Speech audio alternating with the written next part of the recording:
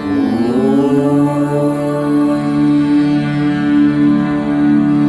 नमस्कार, आप मुझे ज्योतिष आचार्य नन्हे जी के नाम से जानते हैं। आप सभी का हमारे YouTube चैनल पर स्वागत है। आज के इस वीडियो में हमारी चर्चा का विषय होगा विवाह कब होगा, विवाह का समय क्या होगा। तो किसी भी ज्योतिष को सबसे ज्यादा जिन सवालों का सामना करना पड़ता है वह है कि विवाह कब होगा, विवाह का समय क्या होगा। तो इस संदर्भ में हमारे ज्योतिष ग्रंथों में अनेक प्रकार के सिद्धांत का वर्णन मिलता है जिनके आधार पर विवाह को समयबद्ध किया जा सकता है। तो विवाह कब होगा के संदर्भ में इस वीडियो के पहले भी हमारा और वीडियो YouTube चैनल पर, हमारे चैनल पर आ चुका है, जिसमें ज्योतिष के कुछ सिद्धांतों के आधार पर विवाह को समयबद्ध कैसे किया जाए वह बताया गया है। तो इस वीडियो में हम विवाह के संदर्भ में कुछ और ज्योतिष सिद्धांतों के आधार पर विवाह कब होगा यह बतलाने का प्रयास करेंगे। तो एक सामान्य जो सिद्धांत है कि किसी भी व्यक्ति का, किसी भी जातक का विवाह जो है, जब उसकी जन्म कुंडली के 7वें भाव स्थित ग्रह की दशा चल रही होती है तब होता है संपन्न उसका विवाह। या फिर किसी भी व्यक्ति के जन्म कुंडली के 7वें भाव पर दृष्टि डालने वाले ग्रह की दशा चल रही होती है तब उस व्यक्ति का विवाह संपन्न होता है। या फिर किसी भी व्यक्ति के जन्म कुंडली के 7वें भाव के स्वामी की दशा में उसका विवाह संपन्न होता है, यह भी होता है। यह विवाह की जो सामान्य उम्र सीमा होती है 20 वर्ष से 40 वर्ष की, उन दिनों जब यह दशाएं चलती हैं तब किसी भी व्यक्ति का विवाह संपन्न होता है। लेकिन एक जो सामान्य उम्र सीमा होती है विवाह की 20 वर्ष से 40 वर्ष की, उन दिनों अगर उस व्यक्ति के उस जातक की कुंडली में उसकी जन्म कुंडली के 7वें भाव स्थित ग्रह की दशा नहीं चल रही होती है, या उसकी जन्म कुंडली के 7वें भाव पर दृष्टि डालने वाले ग्रह की दशा नहीं चल रही होती है, या उसकी जन्म कुंडली के 7वें भाव के स्वामी की दशा नहीं चल रही होती है, तब क्या होगा, तब उस जातक का विवाह कब होगा। तब इस संदर्भ में फिर हम आगे हमारे ज्योतिषीय ग्रंथों में और भी कुछ सिद्धांतों का जो जिक्र है उनमें एक सिद्धांत को हम इस वीडियो में इस उदाहरण के द्वारा एक कुंडली से समझाने का प्रयास किया जाएगा, उसको लागू कैसे किया जाएगा देखा जाएगा।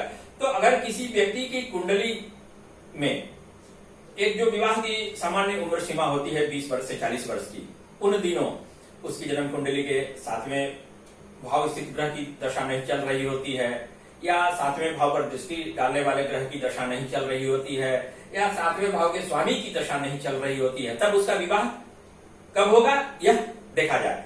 तो ऐसी स्थिति में उस व्यक्ति के, उस जातक की जन्म कुंडली के 7वें भाव के स्वामी को देखना होगा कि वह उसकी जन्म कुंडली में कहां बैठे हैं, और उस 7वें भाव का स्वामी जो है जहां बैठा है उस राशि का स्वामी वह जन्म कुंडली में कहां बैठा है वह भी देखना होगा, और उस राशि का स्वामी फिर जहां बैठा है उसी की दशा अंतर्दशा में जातक का विवाह संपन्न होता है। तो एक यह आपको जन्म कुंडली उदाहरण के लिए दी जा रही है, इसे समझने का प्रयास किया जाए। यह कर्क लगन की कुंडली आपके सामने दी जा रही है। इस कर्क लगन का मतलब हो गया जहां नंबर केंद्र में ऊपर में 4 लिखा है वह प्रथम भाव है, वह कर्क लगन हो गया। तो कर्क लगन में देखा जाए केतु बैठे हुए हैं प्रथम भाव में जहां नंबर 4 लिखा है, जन्म कुंडली के 5वें भाव में जहां नंबर 8 लिखा है सूर्य और बृहस्पति बैठे हुए हैं, जन्म कुंडली के 6ठे भाव में बुध और शुक्र बैठे हुए हैं, वह देखा जाए। जन्म कुंडली के 7वें भाव जहां से हम लोग विवाह का, पति पत्नी का विचार करते हैं, वहां राहु और चंद्रमा बैठे हुए हैं। जन्म कुंडली के 8वें भाव में मंगल बैठे हुए हैं जहां नंबर 11 लिखा है। तो जन्म कुंडली के 11वें भाव में जहां नंबर 2 लिखा है शनि बैठे हुए हैं। अब देखिए, एक जो विवाह की सामान्य उम्र सीमा होती है 20 वर्ष से 40 वर्ष की, उन दिनों जन्म कुंडली के 7वें भाव स्थित राहु और चंद्रमा की दशा इस व्यक्ति की कुंडली में नहीं चल रही थी। 7वें भाव पर दृष्टि कौन डाल रहे हैं इस कुंडली में? केतु डाल रहे हैं प्रथम भाव से, तो केतु की भी दशा नहीं चल रही थी, 20 वर्ष से 40 वर्ष के बीच में, उम्र के बीच में। ठीक है, अब इस जन्म कुंडली के 7वें भाव का स्वामी कौन है? शनि है। शनि की भी महादशा इस व्यक्ति के 20 वर्ष से 40 वर्ष की उम्र के बीच नहीं चल रही थी। अब तब ऐसी स्थिति में क्या होगा? इस व्यक्ति का जन्म जो है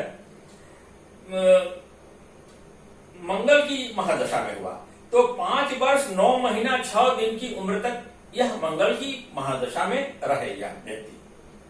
अपने जन्म के बाद 5 वर्ष 9 महीना 6 दिन की उम्र तक मंगल की दशा में रहे। अब 5 वर्ष 6 महीना 9 दिन के बाद 9 महीना 6 दिन के बाद राहु की दशा शुरू हो गई। तो राहु की दशा 18 वर्षों की होती है। राहु की दशा 18 वर्षों की होती है। तो ऐसी उम्र हो गई 18 5 23 वर्ष 9 महीना 6 दिन। तो राहु की भी दशा जो है, राहु जन्म कुंडली के 7वें भाव में जरूर बैठे हैं, ठीक है, लेकिन राहु की दशा प्रभावी नहीं रही इनकी कुंडली में। ठीक है, अब आइए इस जन्म कुंडली के 7वें भाव का स्वामी कौन है? 7वें भाव का स्वामी शनि है। जहां नंबर 10 लिखा है वह 7वां भाव है, उस भाव का स्वामी शनि है। शनि कहां बैठे हैं? जन्म कुंडली के 11वें भाव में, जहां नंबर 2 लिखा है। उस भाव के स्वामी कौन है? 11वें भाव के नंबर 2 यानी कि वृष राशि। वृष राशि के स्वामी शुक्र हो जाते हैं। अब देखिए शुक्र कहां बैठे हैं? शुक्र जो है जन्म कुंडली के 6ठे भाव में बुध के साथ में बैठे हुए हैं। अब 6ठे भाव में जहां बुध और शुक्र बैठे हुए हैं, उस भाव के स्वामी कौन हो जाते हैं? तो बृहस्पति हो जाते हैं। बृहस्पति यानी कि वहां नंबर 9 जो लिखा है, यानी कि वह धनु राशि है। धनु राशि के स्वामी बृहस्पति हो जाते हैं।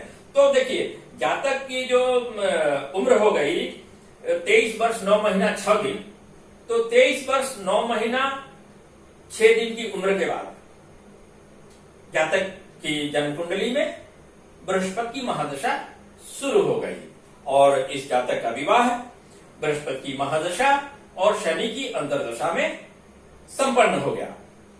तो यह हमने अभी देखा कि किसी भी जातक का विवाह उसके जन्म कुंडली के 7वें भाव के स्वामी जहां बैठे हैं जन्म कुंडली में, उस भाव का स्वामी फिर जहां बैठा है वह देखना होगा, और उसका स्वामी कहां बैठा है वह भी देखना होगा। इनकी दशा अंतर्दशा में भी जातक का विवाह संपन्न होता है। तो इस वीडियो में विवाह कब होगा के संदर्भ में इतना ही। फिर हम दूसरे वीडियो में दूसरे विषय पर बात करेंगे। धन्यवाद।